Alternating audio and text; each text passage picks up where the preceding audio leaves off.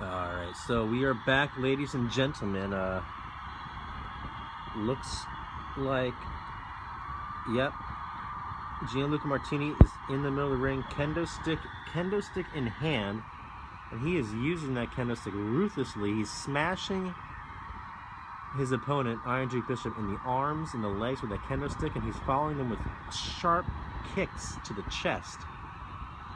And now he's charged, backing up, he charges, but he got caught by Iron Duke Bishop, and Iron Duke Bishop just belly-to-belly suplexed him right into the corner that had the table sitting upright, and Gianluca Martini, he just got thrown right through that table, and there is wood splinters everywhere, maybe some even inside of Gianluca Martini's skin after that hard table shot. Both men are down after that, though. Let's go back to Twitter. We already had Jason Spade and Nick Jordan answer some questions on Twitter. Now we have Killian Kill fan 02 asking, of course, Killian Red. He goes, Nick Jordan is an amateur wrestling machine. Are you worried about going up against a fighter such as him, or do you think that he won't have as much luck in between the ropes as he did on the amateur wrestling mats? Killian responded, he goes, Nick isn't the only one who's a wrestler. You're all well aware of what I did in NGCW and what I currently do in IWE. But I was also in UFC. My MMA record is 15-2. I'm the best fucking wrestler that has ever been around. So no, I am not worried about him at all. So that's some strong words from Killian Red, and maybe he's right, though. I mean, Killian Red is an MMA, he's ex-MMA, so in 15-2, you can even say he's an ex-MMA star, just like Matthias Gray. And as we've seen with Gray and Killian, I mean, MMA stars, they're well-rounded. Not only are they amateur wrestling, savvy, they also know boxing and martial arts as well, among other things like jiu-jitsu, which, I mean, so maybe, yes, I mean, sure, Nick Jordan specialized in amateur wrestling, but Killian Red is the more well-rounded wrestler in general, so Killian had a good point there. We've seen what MMA stars can do in this kind of business, in this kind of industry with Matthias Gray. I mean, after all, Matthias Gray came straight from the MMA. This is before he was even an actor. He was an MMA star, straight into NGCW, and he went on to become a two-time NGCW Tag Team Champion and a former Extreme Champion in NGCW, not to mention the fact that he's a former World Champion in IWE, thanks to Zach Smith. But, yeah, so, I mean, MMA stars, they're not one to mess around with here in this kind of business, you know? So Killian Red has a good point. And it looks like in the middle of the ring, Iron Duke Bishop's finally up, and he just collapsed onto Gianluca Martini for the pin. 1, 2, and it looks like that table was not enough to keep Martini down. Martini was able to kick out.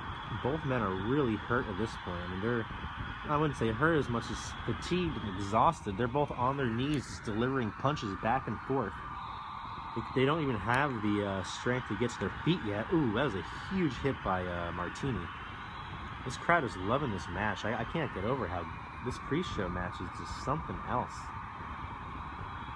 It looks like Iron Duke Bishop all tatted up. He's back on his feet, and now they're both on their feet, and now they're exchanging blows. They're stumbling, but neither are getting down. They're trying their best to knock the other one down without falling down themselves. And listen to the crowd. They're booing every time the Iron Duke Bishop hits Martini and cheering every time that Martini strikes back. But, ooh, that's a big old boo because Martini's got dropped by a drop kick. I'm sorry, that was a big boot. I'm sorry, not a drop. A big boot by Iron Duke Bishop. He had enough of delivery of exchanging those punches, it looks like. And Martini is down again.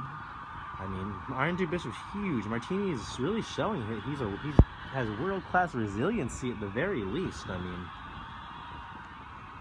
and he's getting a beating tonight, but he's not going down. And let's go back to the Twitter again. We have who is this? We have this is a Smithian 22 fan asks, who would you want to face next if you were to win the title. And he's, of course, referencing the IC, the Intercontinental title, that Killian Red will be facing Nick Jordan over tonight and later tonight. And Killian Red goes, I don't care who I face next if I win the title, because I'll just kick their ass and move on. Very similar to Nick Jordan's response, actually. Neither of them are really worried about. Neither of them are really worried about the future as far as that title goes. They look like they're focused on the present, and they look like they're confident that no matter who they face, either it's Killian Red or Nick Jordan, both of them are confident that they're going to be able to beat whoever comes next. But first things first, we had that match between the two of them to see who's going to become the champion in the first place.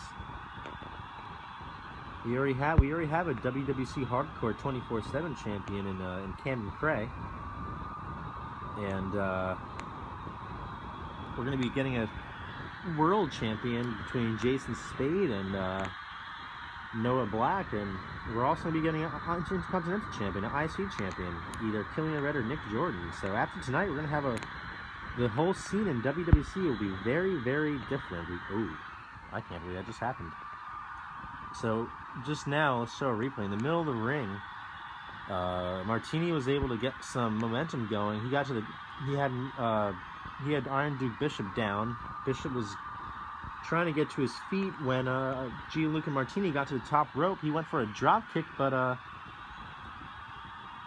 Iron Duke Bishop just caught him midair and powerbombed him right onto the mat. He's going for the pin.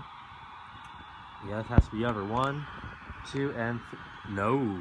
Kick out by the world-class Gianluca Martini. All right, we have this is a different question here on Twitter. Marvel fan 02.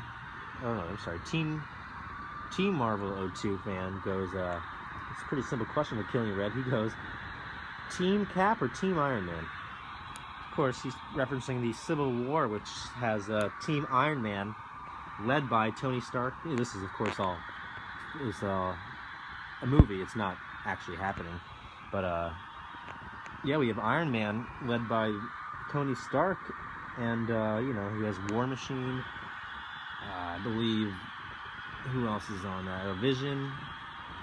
I want to say Black Panther, and spoilers, Spider-Man. Not to mention, I believe, Hawkeye is on Captain America's team, I believe. This is a showdown. I mean, Team Cap, Ant-Man, Black Panther, Bucky Barnes, the Winter Soldier. That's going to be some movie. I mean, one can only hope that, or one can only wish that they would have used all the characters involved in the actual Civil War, but that would have cost them a fortune. So they had to, go a different way than the comics. But hey, we've heard some good reviews so far. So usually obviously the movies are never as good as the books, but I don't know about this time. I mean, I've read a lot of the Civil War books myself, but I've heard some really good things about this movie. But yeah, I'm looking forward to seeing Ant-Man. I'm looking forward to seeing Black Panther. I really like the Team Captain America, but I'm kind of torn because Black Panther is on Iron Man's team. Anyway, let's see what Killian Red had to say about that. Enough of my rambling. He goes, Team Iron Man, because Iron Man is just like me, except for I don't need a metal war. I'm sorry. He goes, Team Iron Man, because Iron Man is just like me, except for I don't need a metal war suit to kick some ass. So this is my first time reading these answers, and they're pretty funny. I'm not gonna lie. That was a good one. And I mean, Iron Man without the suit he's just an ex-alcoholic millionaire playboy, which isn't the worst thing can be. But as far as fighting goes, I mean, Tony Stark isn't a fighter. So Killian Red, on the other hand, he's saying, I don't need a suit. I'm a fighter regardless of what you put on me. He's basically saying that he doesn't need powers or a suit or anything to kick ass. He's just going to do it regardless. And he said he's going to do it tonight with against Nick Jordan, and to become the first ever IC champion. That's the plan, at least. But let's get back to the match now. Looks like Iron Duke Bishop has mounted Gianluca Martini and is delivering bunch of ground and pound elbows and punches. Martini might be knocked out at this point. He's barely even moving. The Iron Dude Bishop is not letting up. The referee is definitely making sure that Martini's... Oh! I spoke too soon. Martini just... Yeah, he just got Iron Dude Bishop into the inverted sharpshooter. And is he gonna tap? Iron Dude Bishop is a big dude. I don't know if he'll be able to get him to tap out. Ooh, his hands in. Oh, he almost tapped, but he refused. He's crawling. He's crawling, but the ropes will not help him here. Oh, but that will. There's a kendo stick. I forgot about the kendo stick in the ring, and he didn't. And ow. Oh, he is smashing Gianluca Martini with that kendo up, and that's it. He just let go of the, he just got out of that inverted sharpshooter. Now he's smashing that kendo stick onto the back of Gianluca Martini. Oh, but Martini was able to roll out of the way. He hit a couple chops, and it looks like he just hit a shin breaker. That looked like it hurt, and he